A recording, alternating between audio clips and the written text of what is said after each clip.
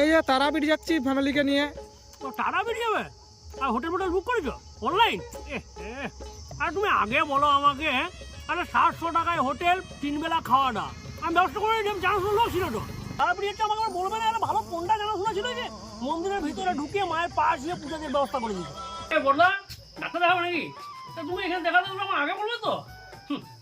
আরে এখন অনেক লাইন তো, 35-36 জন আছে। দাও দেখছি, 7-8 দিয়ে ঢুকা ধরে দেখছি। হ্যালো, আরে আমি কথা বলে নিয়েছি, ভিতরে একজনের সঙ্গে কথা হয়ে গেছে, চিন্তা করো না। তোমার টাকা 2 থেকে 3 দিনের মধ্যে ব্যবস্থা করে দেবো।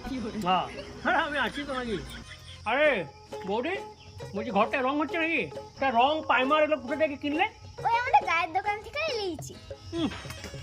তা আমাকে এবার বলতে পারছে, বাঁকুড়া টাউনে আমার ভালো জানাশোনা দোকান ছিল, কম দামে করে দিতাম।